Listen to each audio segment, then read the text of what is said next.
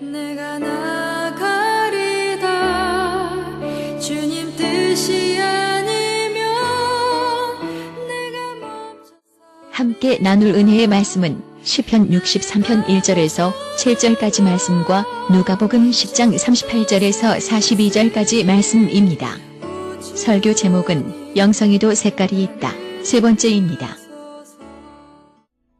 63편. 하나님이여, 주는 나의 하나님이시라. 내가 간절히 주를 찾되 물이 없어 마르고 황폐한 땅에서 내 영혼이 주를 갈망하며 내 육체가 주를 앙모하나이다. 내가 주의 권능과 영광을 보기 위하여 이와 같이 성수에서 주를 바라보았나이다.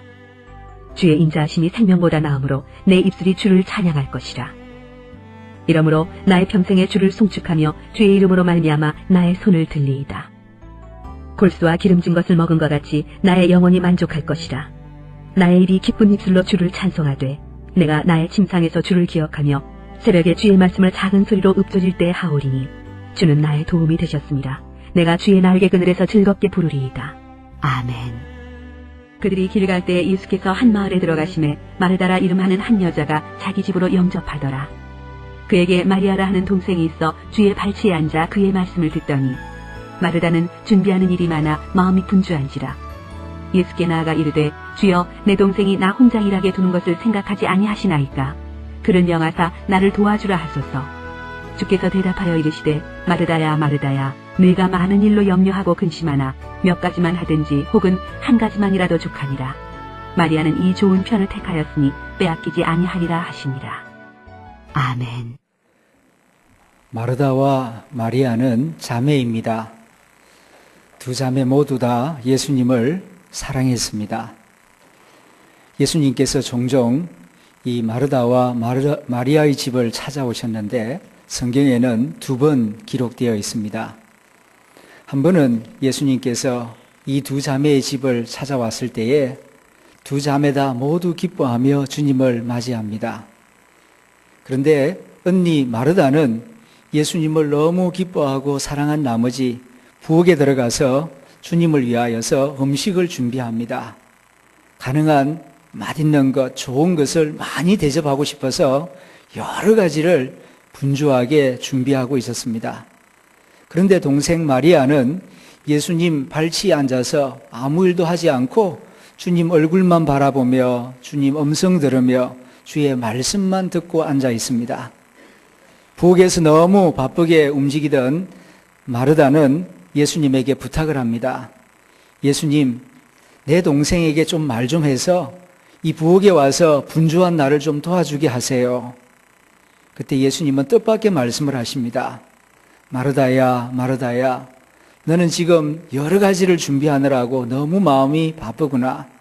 한두 가지만 해도 족하겠는데 내 동생 마리아는 좋은 편을 택하였으니 빼앗기지 아니할 것이다 말씀하셨습니다. 그리고 몇 달이 지나서 두 번째 이 자매의 집을 찾아오시게 되는데 그때는 이 두 자매의 오빠인 나사로가 세상을 떠났습니다. 너무너무 슬펐습니다. 조실부모한 이 형제들에게 의지할 사람은 오빠였는데 오빠가 돌아가신 겁니다.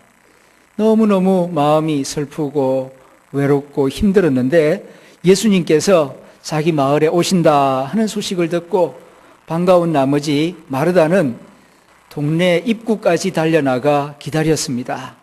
예수님을 배웁자마자 예수님을 붙잡고 하소연을 합니다. 예수님, 예수님, 예수님이 우리와 함께 계셨더라면 내 오빠가 죽지 아니했을 것입니다. 하지만 지금이라도 예수님 오셨으니까 잘하셨습니다. 예수님께서 하나님께 기도하여 내 오라비를 살려주실 줄 믿습니다. 이럴 때에 예수님께서 놀라운 말씀을 주십니다.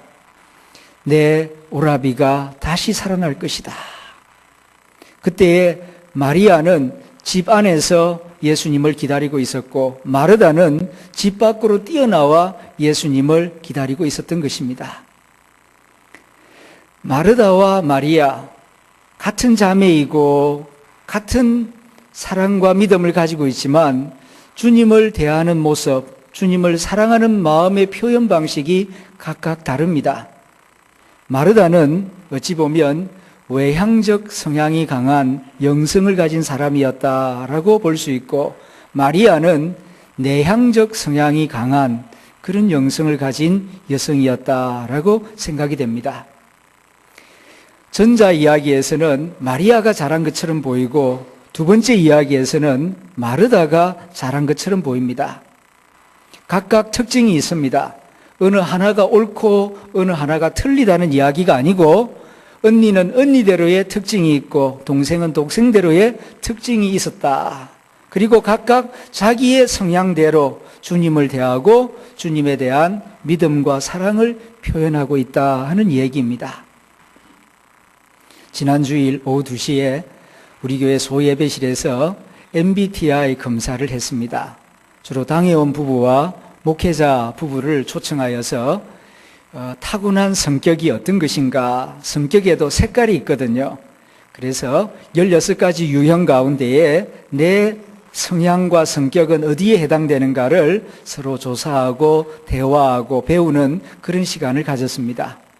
그때에 강사로 오신 김미애 교수님이 그 바다 한가운데 침몰하는 배 사진을 보여주면서, 자, 이 사진을 보는 순간 무슨 생각이 맨 먼저 떠오르십니까? 그것을 함께 나누어 봅시다 그랬는데, 어떤 장로님은 그 사진을 보는 순간 아이고 얼마나 많은 사람들이 죽었을까 그런 생각이 떠오른다 그러고, 어떤 분은 영화 타이타닉이 생각납니다 하는 분도 있고, 또 어떤 장로님은 의외로 저 배 참 비싼 배인데 그런 생각이 떠오른다는 겁니다. 같은 그림을 보면서도 생각나는 것이 이렇게 각각 다릅니다. 같은 예배를 드려도 은혜를 받고 감동을 받는 부분이 다릅니다. 어떤 분은 찬양의 은혜를 많이 받습니다. 어떤 분은 기도의 은혜를 많이 받고, 같은 설교를 들어도 어떤 분은 낭낭한 목소리가 은혜가 되었다 하는 분도 있고, 어떤 분은 예화가 참 은혜가 되고 인상적이었습니다. 또 어떤 분은요, 꽃꽂이가 그렇게 아름답고 마음에 은혜를 주었습니다 하는 분도 있습니다. 영성에도 색깔이 있다라는 주제로 시리즈 설교를 하고 있습니다. 다양한 영성에 대하여 연구를 한 게리 토마스는 그리스도인들의 영성을 9가지로 분류하여 우리에게 소개해 주었습니다. 그것을 저는 다시 3가지로 재분류하여 외향성이 강한 영성, 내향성이 강한 영성, 그리고 중도적 성향의 영성, 이렇게 분류하여 말씀드렸습니다. 지난 주일에는 주로 외향성이 강한 영성들, 그러니까 열정주의 영성, 그다음 행동주의 영성, 박애주의 영성에 대하여서 말씀드렸습니다. 이 설교를 준비하여 하기 위하여 주원의 찬양대에게 좀 뜨거운 찬양, 그리고 큰 소리 나는 찬양을 부탁드려서 지난 주일 그런 찬양으로 예배를 드렸습니다. 오늘은 내향성이 강한 영성에 초점을 맞추어 말씀을 전합니다. 그래서 찬양대원들도 좀 조용한 차분한 그런 멜로디의 찬양을 준비하여 오늘 예배 시간 때 하나님께 찬양을 올려드렸습니다. 내향성이 강한 영성에는 묵상주의 영성, 금욕주의 영성, 자연주의 영성이 포함이 됩니다. 자, 먼저 묵상주의 영성의 특성에 대하여서 알아봅니다. 묵상주의 영성은 사모함으로 하나님에 대한 믿음과 사랑을 표현하는 그런 특징을 가지고 있습니다. 묵상주의자들이 가장 하고 싶은 일이 있어요. 그게 무엇이냐면은 나만의 조용한 시간, 조용한 공간을 찾아서 하나님과 1대1 친밀하고 은밀한 시간을 가지고 싶은 것, 이것이 묵상주의 영성을 가진 사람이 가장 소원하는 것입니다. 그들은 하나님의 얼굴을 사랑으로 응시하며 하나님의 말씀을 마치 연애 편지 읽듯이 읽고 느끼고 묵상하기를 좋아합니다. 사랑에 빠진 청년이 밤낮으로 사랑하는 연인을 그리워하고 보고 싶어하고 함께 있고 싶어하는 것처럼 묵상주의 영성에 사로잡힌 성도는 하나님을 그렇게 사모하고 갈망합니다. 오늘 우리가 읽은 시편 63편 1절, 2절 말씀이 묵상주의 영성이 어떤 것인지 잘 말해줍니다. 하나님이여, 주는 나의 하나님이시라. 내가 간절히 주를 찾되 물이 없어 마르고 황폐한 땅에서 내 영혼이 주를 갈망하며 내 육체가 주를 앙모하나이다. 내가 주의 권능과 영광을 보기 위하여 이와 같이 성소에서 주를 바라보았나이다. 이 묵상주의 영성가들의 표현 가운데에는 사모합니다, 갈망합니다, 앙모합니다, 바라봅니다, 이런 표현들이 참 많이 나옵니다. 참 아름다운 마음, 아름다운 영성을 가진 분들이죠. 그런데 참 유감스러운 것은 신앙생활을 사랑의 생활로 느끼지 못하고 하라 하지 마라 하는 식으로 윤리생활로 느끼는 경우가 많다는 것입니다. 신앙생활의 본질은 윤리가 아닙니다. 하나님을 뜨겁게 사랑하는 마음입니다. 이것이 신앙생활의 핵심입니다. 사랑은 때로는 비합리적으로 보이기도 하고 바보같이 보일 때도 있습니다. 비생산적으로 보일 때도 있습니다. 그러나 사랑은 사모하는 마음, 단둘이 함께 있는 시간, 그것만을 최고의 행복으로 여깁니다. 이 묵상주의 영성을 대표하는 성경의 인물은 마리아입니다. 마리아는 예수님을 너무나 사모하고 사랑했습니다. 그래서 예수님의 발 아래서 예수님 얼굴을 바라보며 그의 음성을 듣는 그 자체가 최고의 행복이었습니다. 음식을 준비하여 대접하는 것보다 주님과 함께 있는 시간이 그에게 더 소중했습니다. 그래서 이런 사람들은 가능한 다른 사람들의 방해를 받지 않고 주님과 나만의 시간을 가지는 것, 그것을 가장 가치 있게 여깁니다. 이렇게 묵상주의 영성을 지닌 성도는 주님께 드리는 것을 좋아합니다. 마음을 드리고 고백을 드리고 그리고 나의 가장 소중한 것, 마리아는 자기의 옥합을 깨서 주님의 발에 붓고 자기의 마음을 드렸습니다. 묵상주의 영성을 가진 분들은요, 주님으로부터 뭘 강구하지 않습니다. 외향적 성향을 가진 이 영성가들은 주님으로부터 구합니다. 은혜를 구하고 기적을 구하고 치유를 구하고 하나님의 표적을 구하고 이런 많은 것을 주님으로부터 받고 싶어 합니다. 그런데 내향적 성향을 가진 사람들의 특징은 뭘 바라는 것이 아니라 내 것을 자꾸 드리고 자기 자신을 비우려고 한다는 것이 이 내향적 성향을 가진 분들의 특성입니다. 그래서 시간만 되면은 빈손으로 빈 마음으로 주님 앞에 앉아서 그냥 물끄러미 십자가를 바라보거나 촛불을 바라보거나 주님의 말씀을 조용히 엎조리며 묵상하는 그 시간 자체, 주님과 함께 있는 그 시간 자체가 의미 있는 시간이고 복된 시간이고 그것 자체를 축복으로 여기는 것이죠. 이러한 묵상주의 영성은 주로 가톨릭 수녀들의 모습 가운데에서 많이 발견됩니다. 묵상주의자들은 성경 가운데에서도 구약의 아가스를 참 좋아합니다.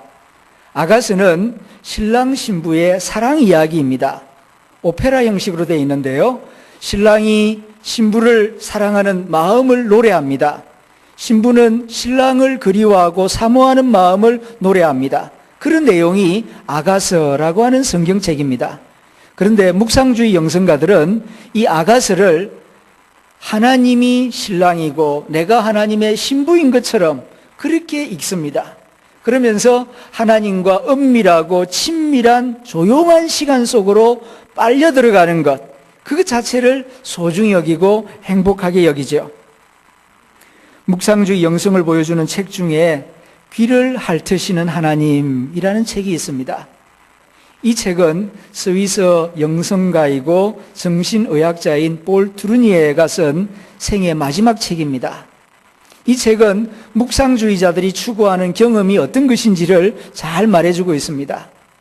하나님과 신비로운 연합 가운데, 교제 가운데 들어가면은 하나님의 음성을 듣습니다. 하나님의 임재를 느낍니다. 그럴 때에 마치 사랑하는 연인이 귀를 핥으며 애무하는 것처럼 하나님이 내 몸을 핥으시는 것 같은 그런 따사로운 느낌을 가지게 된다는 것입니다. 매우 신비로운 느낌입니다마는 묵상주의자들은 하나님과 깊은 교제 가운데에 이런 신비로운 행복을 경험한다는 것입니다. 예수님의 가르침 가운데에도 묵상주의 영성을 가르치는 말씀이 여러 군데 나옵니다. 너희는 기도할 때에 길거리에 서서 큰 소리로 기도하지 말고 골방에 들어가서 은밀한 중에 계시는 하나님께 기도하라. 1대1로 친밀하게 은밀하게 주님과 데이트하는 시간을 즐겨라. 이런 가르침이 예수님 가르침 가운데 여러 군데 나옵니다. 신앙생활의 본질은 윤리나 율법이 아니라 사랑입니다. 예수님 말씀하시기를 우리에게 주어진 계명 가운데 가장 큰 계명은 하나님을 사랑하는 것, 하나님을 사랑하되 목숨을 다하고 마음을 다하고 뜻을 다하여 주 너의 하나님을 사랑하는 것, 이것이 크고 첫째 되는 계명이다라고 가르쳐 주셨습니다. 묵상주의 영성가들은 우리에게 이 진리를 일깨워 줍니다. 우리는 신앙생활을 한다고 하면서 어느 사이에 하나님과 깊은 사랑과 교제 속에 들어가는 것을 기뻐하기보다는 하라 하지 말라 하는 그런 윤리의식에 사로잡혀서 때로는 정죄하기도 하고 교만하기도 하고 잘못된 길로 빠질 때가 많이 있습니다. 물론 주님을 믿기 때문에 하지 말아야 할 것도 있고 힘써야 해야 할 것도 있습니다. 그러나 하느냐 안 하느냐, 그것보다 더 중요하고 본질적인 것은 주님을 깊이 사랑하고 그 사랑의 교제 가운데 들어가는 것, 이것이 사실 신앙생활의 본질입니다. 하나님을 사랑하는 방법 중에 하나는 하나님의 말씀을 사랑의 말씀으로 받아 묵상하는 것입니다. 마치 사랑하는 님의 편지를 읽고 또 읽으면서 그 행간에 감추인 숨소리와 마음을 느끼려고 하듯이 가능한 나만의 조용한 공간과 시간을 찾아 말씀을 묵상하며 하나님의 마음속으로 들어가는 시간을 즐기는 것, 이러한 영성이 우리에게도 필요합니다. 전통적으로 이 묵상주의 영성가들이 묵상주의 영성을 실천하는 데 세 가지 방법을 사용해 왔습니다. 첫째는 예수의 기도이고, 두 번째로는 은밀한 선행이고, 세 번째로는 예수님의 십자가 길을 묵상하는 것입니다. 첫째, 예수님의 기도. 이건 주기도문이 아닙니다. 1000년 이상 주로 동방정교회에서 이 기도를 많이 사용해 왔는데요. 우리가 무슨 말로 기도해야 할지 잘 모를 때가 있습니다. 또 내가 기도를 했지만 내가 원하는 기도가 내 입에서 나오지를 않습니다. 주님과 무슨 말을 해야 주님과 깊은 교제 속에 들어갈 수 있겠습니까? 동방정교회는 이렇게 가르칩니다. 주 예수여, 하나님의 아들 주 예수 그리스도시여, 이 죄인인 나를 불쌍히 여겨 주옵소서. 이게 예수의 기도입니다. 짧은 기도입니다. 한번 저를 따라해 보시겠습니까? 하나님의 아들 주 예수님, 이 죄인을 불쌍히 여기소서. 이 기도를 100번 하기도 하고 1000번 하기도 하고 많은 경우에는 10,000번도 반복하는 것입니다. 조용하게 하나님의 아들 주 예수 그리스도시여, 이 죄인을 불쌍히 여겨 주옵소서. 그리고 예수님을 묵상하고 또 하나님의 아들 주 예수 그리스도시여, 이 죄인을 불쌍히 여겨 주옵소서. 이렇게 기도를 반복해서 하다 보면은 어느 사이에 주님의 마음속으로 깊이 빨려 들어가는 그 어떤 시간에 도달하게 됩니다. 처음에는 정신이 산만하고 번잡스럽지만은 기도를 계속 반복하다 보면은 마음이 한 가지로 모아집니다. 그리고 이제는 내가 기도를 하는지 성령님이 내 안에 들어와서 말씀을 하시는지 구분이 되지 않는 그런 일체감을 경험하게 되죠. 러시아의 수도사들 가운데에는 이런 기도를 많이 드리고 이런 기도로 인하여서 신비한 경험을 한 분들이 많이 있습니다. 러시아의 문학가들 소설책 가운데 보면은 이런 이야기가 드러나와요. 도스토옙스키가 쓴 까라마조프의 형제들이라고 하는 대작 소설이 있지요. 거기 보면은 조시마 장로라고 하는 영성가 이야기가 나와요. 그분이 동굴 속에서 기도하는데 이 예수의 기도를 가지고 수십 년 동안 반복하여 기도하면서 맑은 영성을 가지게 되고 지혜를 가지고 많은 사람들을 상담하고 도와주는 그런 이야기가 나옵니다. 두 번째로는 은밀한 선행의 행위입니다. 하나님을 사랑해요. 그래서 하나님이 기뻐하시는 일을 하고 싶습니다. 그래서 배고픈 사람, 가난한 사람들을 위하여 은밀하게 좋은 음식을 준비하여 이름을 밝히지 않고 문 앞에 두고 가기도 합니다. 또한 화단에 꽃씨를 뿌리기도 하고 마을을 깨끗하게 청소하기도 합니다. 누가 하는지 표나지 않게 하나님을 사랑하는 마음의 표현으로서 묵상하며 그러한 헌신을 바치는 것입니다. 이러한 선행의 방법을 통하여 묵상주의 영성을 실천합니다. 세 번째로는 비아 돌로로사, 예수님의 십자가 골고다 언덕을 묵상하는 것입니다. 예수님이 골고다 언덕을 올라가시다가 십자가가 너무 무겁고 힘들어서 여러 번 넘어지셨습니다. 그때 그 넘어진 장소마다 표시가 있죠. 우리 교회 에덴 동산에도 가면은 예수님이 넘어진 14처소에 표식을 해두었습니다. 그 조그만 오솔길을 따라서 에덴 동산을 거닐다 보면은 그게 다 표시가 있어요. 그 앞에 서서 예수님의 그 고난을 묵상하고 말씀을 묵상하면서 하나님의 사랑을 느끼는 것입니다. 이런 방식으로 묵상주의 영성을 실천하고 영성 훈련을 하는 그런 방법이 전통적으로 많이 사용되어 왔습니다. 참 좋은 영성 훈련입니다. 그런데 여기 몇 가지 조심해야 할 점이 있습니다. 두 가지를 말씀드리는데요. 첫째는 영적인 사랑만 진실한 사랑이다. 이렇게 편협한 생각을 가져서는 안 됩니다. 묵상주의 영성을 가진 분들은 순결하고 깨끗한 하나님과의 사랑, 이것을 최고의 사랑으로 생각합니다. 하나님의 사랑을 사모하죠. 그건 나쁜 것이 아닙니다. 그런데 이게 너무 지나쳐서 부부간의 사랑, 인간들의 사랑, 친구들의 사랑은 저속한 것이다, 세상적인 것이다, 이렇게 비하해버린다면 이건 문제가 되는 것입니다. 가끔 가다 보면은 너무 이게 지나쳐서 이분법적으로 하나님 사랑은 거룩한 사랑, 인간의 사랑은 죄인들의 사랑, 이렇게 딱 나누어 버리는 이런 생각을 가진 분들이 있습니다. 이것은 잘못된 길로 빠지는 것입니다. 하나님을 사랑하면 가족을 사랑하고 친구를 사랑하고 또한 죄인들을 더욱 사랑하고 긍휼히 여기는 마음을 가져야 합니다. 두 번째로 조심해야 할 것은 자기 비움을 너무 강조하다가 텅 빈 마음에 빠질 수 있다는 것입니다. 묵상주의 영성가들은 채움이 아니라 비움을 강조합니다.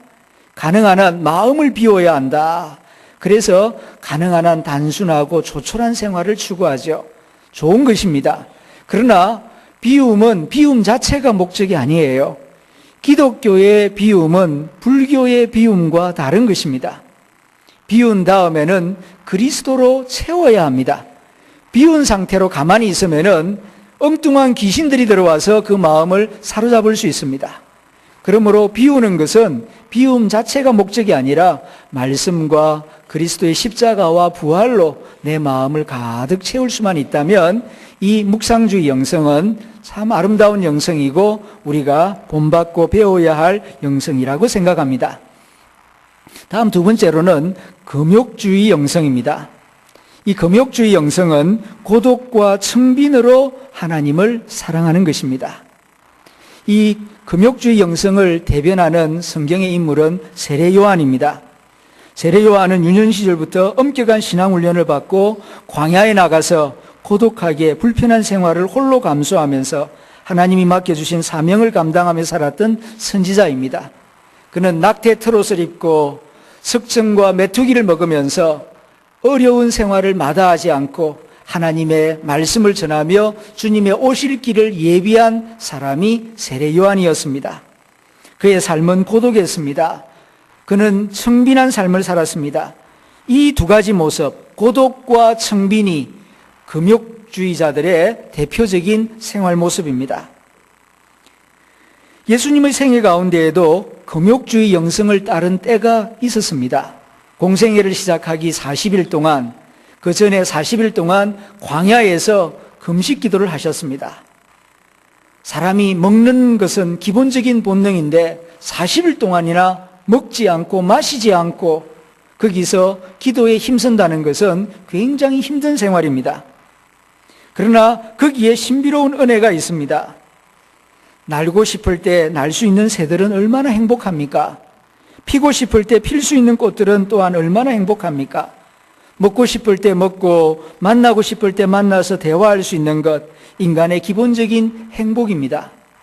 그런데 먹지 않고 만나지 않고 홀로 고독 속으로 들어간다는 것은 더 깊고 더 진실한 만남을 준비한다는 뜻입니다. 금욕주의 영성을 지닌 사람들은 세 가지를 중요하게 여깁니다. 첫째로는 고독입니다. 이 금욕주의 영성을 추구하는 사람들은 가능하면은 번잡한 도시를 떠나서 저 산속에 들어가거나 사막 한가운데 들어가서 조용하고 고독한 생활 가운데 들어가기를 추구합니다. 두 번째로는 청빈한 생활입니다. 기도와 금욕적인 생활에 방해가 되는 것은 다 해로 여깁니다. 그래서 텔레비전이라든가 많은 책이라든가 많은 옷이라든가 이런 것은 가능한 한 다 버리고 가장 단순하고 가장 간편한 것만 남기고 오직 기도에 집중하고 말씀에 집중할 수 있는 그런 환경을 좋아합니다. 세 번째로는 엄격함입니다. 여기에 묵상주의자와 차이가 있습니다. 묵상주의 영성을 추구하는 사람은 그냥 혼자서 자기 하고 싶은 대로 조용히 주님과 1대1 만남을 추구합니다. 그런데 금욕주의 영성을 가진 사람은 객관적인 규칙을 가집니다. 그래서 수도원을 만들고 여러 사람이 함께 모여서 일정한 규칙에 따라서 일어나고 잠을 자고 먹고 입고 노동하고 이런 일정한 규칙에 따라서 생활한다는 것이 다른 점입니다. 금욕주의 영성은 오늘 현대를 살아가는 그리스도인들에게도 부분적으로 꼭 필요하다고 생각합니다. 왜냐하면 지금 이 시대 우리는 너무 많은 것을 가지고 살아가요. 그래서 영적인 비만에 빠져 있는 경우가 너무 많습니다. 저것은 문제가 되는 게 아니라 너무 많이 먹고 너무 많이 가져서 문제가 됩니다. 주님에게 집중하지를 못하고 내 영성이 어느 사이에 많이 혼탁하여졌습니다. 때로는 먹는 것도 입는 것도 좀 줄일 필요가 있습니다. 항상 그렇게 살 수는 없지만 어느 때가 되면은 일정 기간 마음을 정하고 뜻을 정하여서 이런 금욕주의적 노력을 실천할 필요가 있습니다. 예수님을 잘 믿으려면은 해야 할 일들도 많이 있지만 예수님을 믿기 때문에 하지 말아야 할 일도 있고 끊어야 할 일도 있는 것입니다. 그런데 주님을 믿고 따른다고 하면서 계속 하지 말아야 할 것과 끊어야 할 것을 그대로 주릉주릉 달고 다니는 경우가 많이 있습니다. 이건 내 힘으로 잘 되지 않습니다. 기본적으로 금식하며 뜻을 정하고 마음을 정하고 내 생활을 쳐서 좀 복종시키는 이런 노력이 있을 때에 이런 주렁주렁 달린 죄의 습관들을 벗어버릴 수가 있을 것입니다. 그런데 이 금욕주의 영성 참 좋은 것이지만 위험성이 있습니다. 그것은 영웅주의에 빠질 수 있다는 점입니다. 때로는 내가 20일 동안 금식 기도했다, 40일 동안 금식 기도했다, 이것이 자랑거리가 되고 사람들에게 자기 자신을 드러내는 그런 방편이 될 수가 있다는 것입니다. 가끔 보면은 남이 못하는 금욕적인 노력을 한 것 참 귀한 일인데 이것을 너무 떠버리는 바람에 은혜를 쏟아버리는 경우가 있기 때문입니다. 이런 것 몇 가지만 조심한다면은 부분적으로 우리가 도입하고 배울 수 있는 좋은 영성이라고 생각합니다. 1년에 한두 번 에덴 동산이나 기도원에 들어가서 금식하며 기도하는 일, 아니면 우리 교회에서 해마다 실시하는 사순절 특별 새벽기도, 대림절 특별 새벽기도 기간에 새벽을 깨우며 새벽기도에 마음먹고 꾸준히 참석하는 것, 쉬운 일은 아닙니다만은 1년에 한 두 번이라도 이런 영성훈련에 적극적으로 참여하다 보면은 우리의 영성을 보다 맑고 깨끗하게 지켜나갈 수가 있을 것입니다. 마지막 세 번째로 자연주의 영성이 있습니다. 이 자연주의 영성을 가진 분들은요, 야외에서 하나님을 섬기고 하나님 사랑하는 것을 참 좋아합니다. 자연주의자들은 어떻게 하든지 건물을 벗어나고 도시를 벗어나서 하나님이 친히 지으신 전혀 새로운 성전, 야외에 나가는 것을 참 좋아합니다. 야외에 나가서 하나님이 만드신 하늘을 보며 나무와 풀을 보며 자연을 보며 하나님의 위대하심과 거룩하심과 사랑을 느낍니다. 성경을 보면 하나님께서는 야외에서 사랑하는 사람들을 부르시고 말씀과 계시를 주신 적이 많이 있었습니다. 산에서 아브라함을 하나님이 만나 주셨습니다. 강나루에서 야곱을 만나 주셨습니다.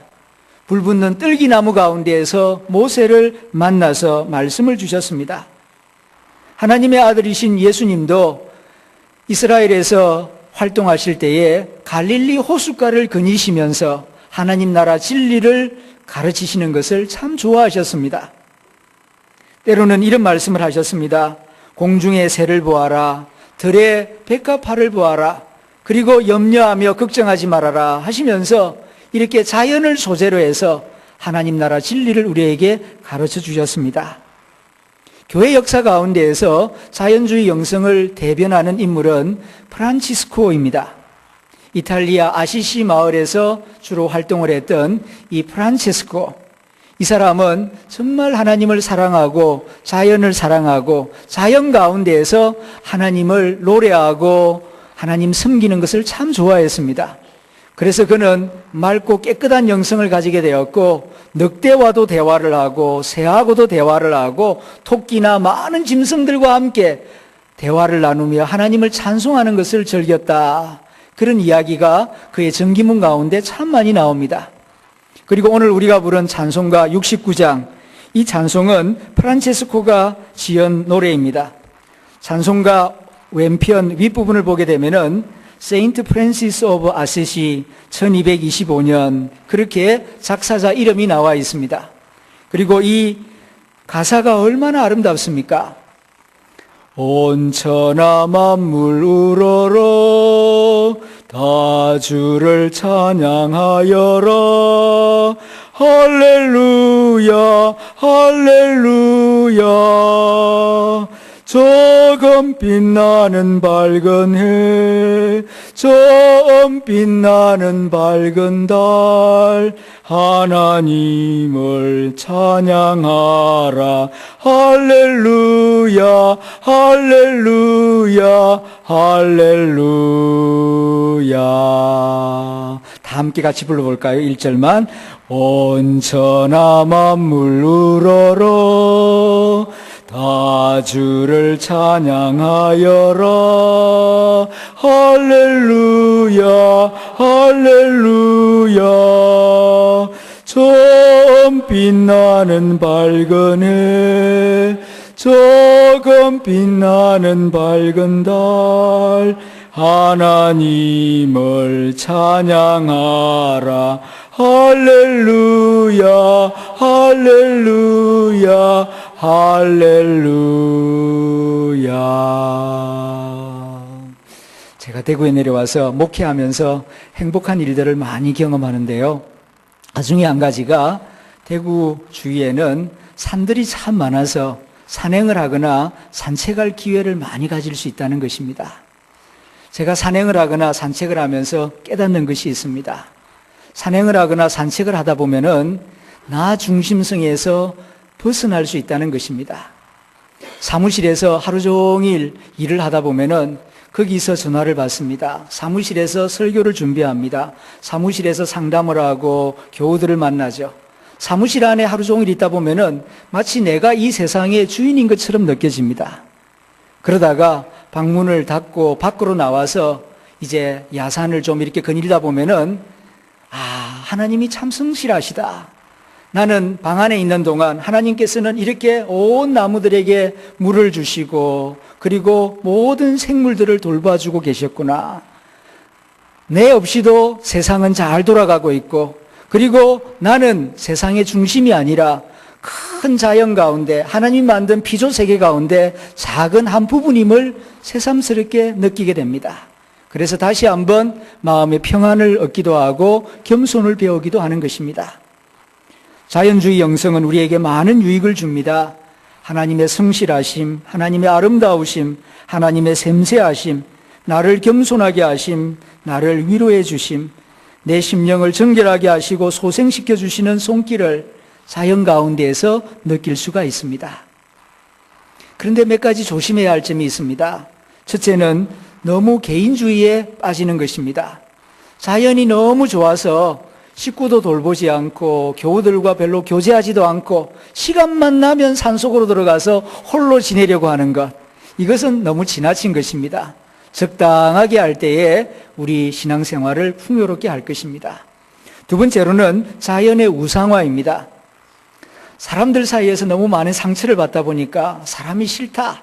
사람은 거짓말도 많이 하고 너무 더럽고 그러니까 자연이 좋다. 그래서 자연 속으로 들어가서 자연을 가까이 하다 보니까 자연을 너무 사랑합니다. 그래서 자연을 우상화하고 자연을 신격화할 수 있는 지나치면 이런 유혹에도 빠질 수 있어요. 이런 몇 가지만 조심한다면은 자연주의 영성은 우리의 신앙생활을 풍요롭게 해주는 아름다운 영성이라고 할 수가 있습니다. 이제 말씀을 맺습니다. 모든 영성의 뿌리와 목표는 예수 그리스도입니다. 편의상 9가지로 구분하기도 하고 10가지로 구분할 수도 있습니다만은 모든 영성의 색깔의 뿌리는 예수 그리스도에게 있습니다. 예수님 안에는 모든 색깔의 영성들이 다 있어요. 그리고 우리가 영성 훈련을 통하여서 궁극적으로 추구해야 할 목표는 예수 그리스도의 영성과 예수 그리스도의 인격을 닮아가는 것입니다. 이걸 잊어버려서는 안 됩니다. 영성 훈련을 통하여서 내 자신이 무슨 돌을 닦거나 내공을 쌓자는 것이 기독교 영성 훈련의 목적이 아니고 이런 영성 공부와 영성 훈련을 통하여서 예수 그리스도 안에 있는 그 아름다우신 인격과 영성을 발견하고 사모하고 나 자신을 훈련하여 예수님 닮은 사람으로 변화시켜 나가는 것, 여기에 영성 훈련의 목적이 있습니다. 여러분, 이 세상에서 가장 값비싸고 귀한 것이 무엇이라고 생각합니까? 그건 다이아몬드가 아닙니다. 그건 진주가 아니에요. 그럼 무엇입니까? 예수님을 닮은 인격입니다. 예수님의 영성을 닮은 사람, 그 사람이 이 세상에서, 이 우주에서 가장 아름다운 것이며 가장 고귀한 것입니다. 예수님 닮은 인격을 산출하기 위하여서 하나님은 우리에게 봄, 여름, 가을, 겨울을 허락하시고 나라와 민족을 세우시고 많은 선지자들을 보내주시고 교회를 세우시고 오늘도 이 말씀을 듣게 하시는 섭리와 목적이 있다면 그것은 예수 그리스도의 인격을 닮은 사람으로 세우고 싶어서 하나님께서 이와 같은 은혜를 우리에게 허락하고 있는 것입니다. 이걸 우리가 늘 기억하고 예배 드릴 때마다 말씀 들을 때마다 나도 예수님의 인격을 닮고 싶다. 예수님의 영성을 닮은 사람이 되고 싶다. 이런 사모하는 마음이 마음속에서 불일 듯이 일어나기를 소원합니다. 함께 기도하겠습니다.